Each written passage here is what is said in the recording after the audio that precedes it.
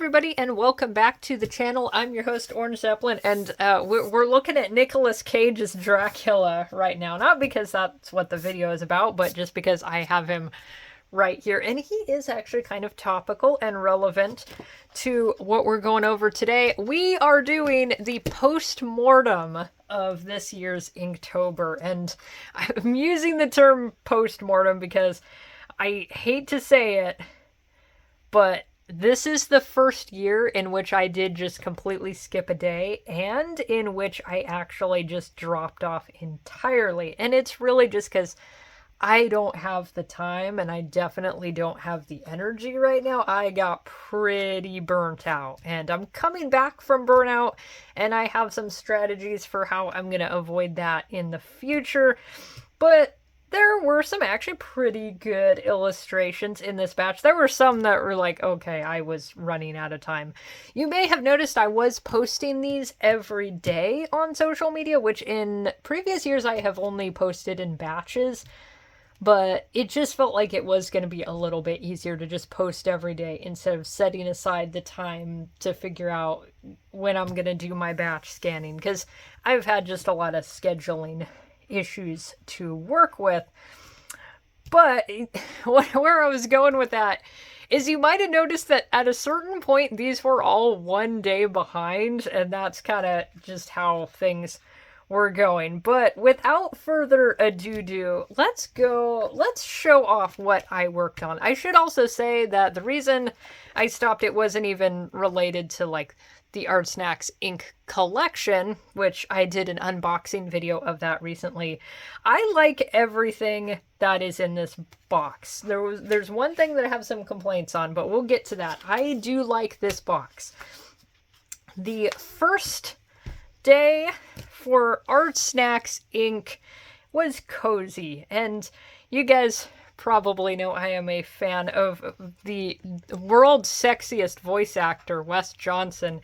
He has a beautiful little dog. She is a sweet little pupper, and her name is Cozy. And that was my very first thought when I saw that, is I'm just going to draw a comfy little pupper. And I wanted to do, I feel like this, I think I really set the stage for the whole month, because this was done at the end of the day when I was running out of energy, and I wanted to be a little more detailed. I was going for an R. Crumb kind of hatching style, which I think it's still pretty cute, and Wes Johnson liked it because I tweeted it at him, and he said he loved it, so I think that is the best praise I could ask for on that.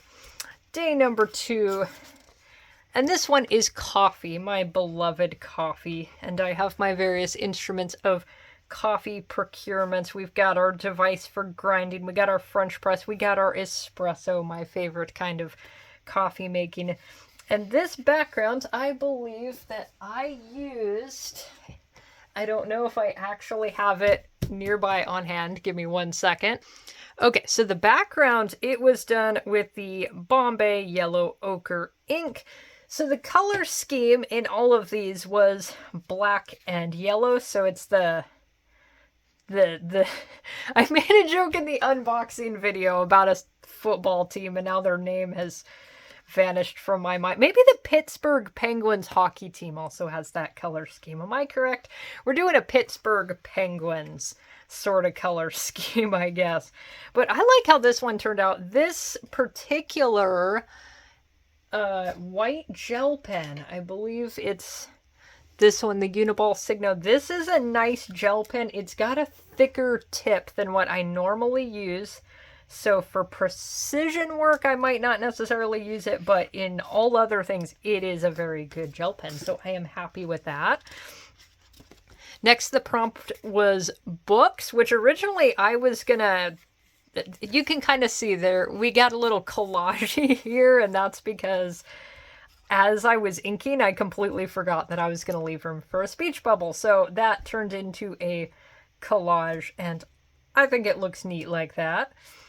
And I like how my little candle turned out in the back. This is partly commentary on how My mom, who does not like to cook, she has gone on record that she doesn't like cooking, she doesn't like baking, but she loves cookbooks, and she likes to buy cookbooks because they are very pretty and aesthetic, which we have some really, really cool cookbooks. It's just, we end up with a horde of cookbooks. So that's this guy. We actually do have a cookbook called 100 Cookies. It's a very good cookbook. This next piece, the prompt was sweater, and I like how this guy turned out, and I had an idea that lasted exactly one day, is that perhaps I would include a Scottish Gaelic sentence to go with all of my illustrations, which, had I gone into this whole Inktober with that in mind already, I think that would have worked out better. Unfortunately, my Gaelic vocabulary is not very extensive, so I'm wearing a warm sweater is probably the most nuanced and articulate thing I can say in the language right now. This one, oh my, this was an experience. So this, I know I did it on the day that I last vlogged, because that was a day that was just kind of a day. I was very under the weather in a manner that I won't go into detail, but I was not having a good day. And let's see if you can actually see how it got spilled. Actually, if I show you the back, there's the whole story right there. I spilled ink. This specific ink, the abstract acrylic ink from Sennelier, I don't know. I spilled that all over my desk, and I was a little grumpy, and I just don't really like how this one turned out. It's not, I think this right here, had I gone in with more detail on the little mousy boy, if this is all that we're looking at, that is fine. I'm not too into what happened there. So that one was kind of a bust. Next prompt was animal familiar, so I actually drew my character Nighthawk, and I do like how he turned out. I wanted to do something with really high contrast, get that yellow in the background. I think that a little more could be done, but overall I think this turned out really cool. Ooh, the next prompt. Now, the next prompt was dust bunnies. And I didn't want to do that. I actually had hit up the waterfront market that day in my town, and there is a dude that sells old comics, newish comics, semi-old. He sells a lot of comics from a lot of times. And so I, actually, what did I get? I know I got a Punisher comic, and that's the most relevant to this, because I didn't want to draw any dust bunnies. I drew the goddamn Punisher. And I love how this turned out. I think what I posted on Instagram, I did post it when I hadn't quite finished it yet. I think I just went in and added a little more stubbly beardness to him. But this might actually be one of my favorite pieces I did for Inktober. I just think it turned out really good. And I'm pretty sure I used this black pen among some other things, but I think I actually used Crayola markers because I was cleaning out my Crayola markers not that long ago, and so I just ended up using them on this, and it actually worked very well on this paper. This is the Hobonichi 5-year journal. It actually worked on this paper very well, so that is an unexpected surprise. Next was Garden Gate, which I wish I had gone in and maybe added some yellow. Maybe some yellow in the background, or better yet, maybe do yellow in the foreground and leave that white. That would be interesting. Though at the same time, I don't really want to lose the gradient I have on the wood, so I don't know, maybe some yellow on the flowers, maybe, I don't know, now I'm overthinking it, but I feel like maybe I could add a pop of color, or maybe not, maybe it's fine as a black and white piece and I don't need to go back and edit things. What was the prompt here? This was Pumpkin Patch, and I like how this one turned out. I like drawing possums. I like possums in general, and I like cats. And drawing pumpkins is fun, because you can kind of just do whatever. They're all just weird shapes. So this is one I'm actually pretty happy with. What was after that? Sprout came after that, and that was just practice in drawing flowers. I feel like drawing flowers is a subtle art that I don't necessarily have figured out, but I wanted to do something a little more interesting with the composition, so that's how I ended up with the little smaller flowers surrounding the sprout. And then this, the next prompt was Bumblebee, and this is one that also was in my Hobonichi 5-year planner, because this I actually did at one of my favorite coffee shops while I was eating a very delicious quiche. And what else did I drink? I know that has nothing to do with the Bumblebee, but I feel like it was a chai latte, very delicious chai latte. I feel like maybe that provides some nice context to the ambiance of the piece. This is also when I was just recovering from the under the weather stomach issues, and so I recall that the salsa I put on my quiche caused immediate agony, and I had to pretend like I wasn't doubled over in pain while eating my quiche, but everything else, it was a very lovely day. And then the next one, it was supposed to be greenhouse, and goddamn, I did not have any time to do that. What I was working on, and you may notice it says other inking instead on there, and that's because I was working on the main priority of October. This is the reason I wasn't getting to the Inktober stuff until the end of the day, is because I needed to crank on this piece right here, which is a variant cover for the comic Barbarian Queen Karybdis, which I'm going to put a link in the comments, or in the description, to the Kickstarter campaign for this comic. One of my comic world homies wrote this comic, and I want to promote it as much as I can because I think it's going to be extremely badass. So this is where all my energy was going, and this is what I considered my inking for the day, because as I've always said, you don't have to follow the specific prompt. As long as inking happens, it still counts. And that's appropriate, because that kind of leads to number 13, where I didn't do a specific Inktober anything, and I might have actually worked on that day. So the question is, does writing in a fountain pen in my journal count as my Inktober? Because, oh, that's what I did. Okay, so what I did that whole day, instead of working on an art piece, I was actually fixing up a Game Boy Pocket. So that has nothing to do with ink. So I'm going to consider that a skipped day. If just writing with a fountain pen counts, I think it's a little shaky. But day 14, I came back strong, because this day was Frog Friend, and this post, when I posted this on Tumblr, it actually did really well. Everybody is here for this little frog guy that I actually worked on at work. So I didn't have this on hand, but what I did have was an Expo dry erase marker in addition to some of my smaller pens. So I wonder if you can, I can't really tell. Okay, yeah, you can see that this is a lot more of a matte background compared to how shiny everything is. It was hard to see when I posted it, which is a good thing. I didn't want that to be too obvious.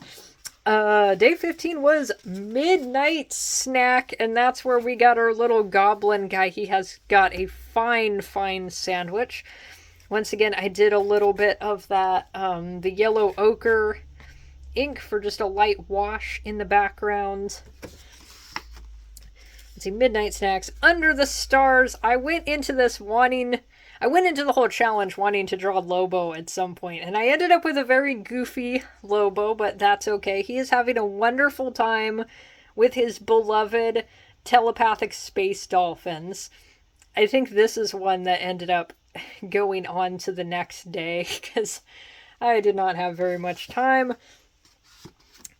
let's see, Following Under the Stars. Record player was definitely an I'm running out of time, and I actually did not want to use this paper for something just loose and sketchy, because this is kind of where my one complaint, my one material related complaint comes into play, and it's that this paper that we were provided with the Art Snacks ink collection supplies, it's very toothy, and so I didn't find it wasn't super great for the kind of inking that I wanted to do. So this here, as like loose and goofy as it is, it would have been a little hard to use on that very toothy paper.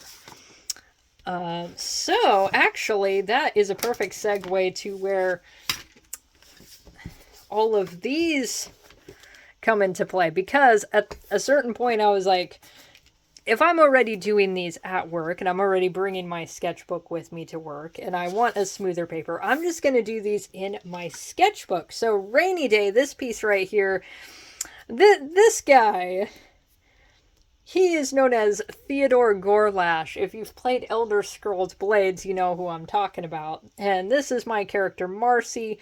I've got a little story I'm writing about them that I would really like to finish soon and do a series of illustrations to go with, because it's a story I'm very proud of, and I think the Elder Scrolls fans, particularly Sheogorath fans, hopefully will really like it. Next up is Plant Shelf, and this was done in a pen that wasn't part of the collection. It's just this right here. I might have gotten it out of an Art Snacks box. I kind of feel like I did. So I do use quite a bit of things that come out of Art Snacks boxes. It's only rarely do I get something where I'm like, I don't know, man. I don't know what to do with this. This next one, Knit Scarf. This is it was a long day. It was a long, exhausting work day, and I wasn't in the mood. And I just wanted to get something done. And I end up drawing a God Emperor of Dune reference. And this post also ended up popular on Twitter. I don't understand. I got pieces that super beautiful detailed art. And then, I don't know. That's not even a quote from God Emperor of Dune. That's Baron Harkonnen's line in the original book. Or maybe it was just in the movie. It's been a while since I watched any of the Dune movies as opposed to read the books. Next up was Blanket Fort, and this is some nostalgia. This is me hanging out in, of course, a blanket fort, playing some Pokemon, presumably. Failing at Pokemon, presumably. I'm hoping I'm not smearing anything on Dracula over here. Let's see, what was next on with Blanket Fort? This, we're actually going back to the other paper. For Forest, I did a painting of Cernunnos, and yeah, I did a lot of inking, but there is also a lot of watercolor involved.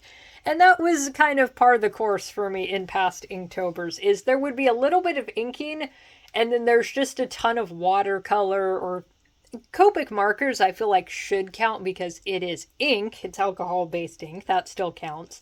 But there usually would be a lot of watercolors, which isn't exactly what we're doing, but I still think this turned out really cool. And the blue, all of the paint, that actually is from a blue brush pen that I have, and I was using actual ink, so that definitely counts. Next, oh my goodness, next is the piece.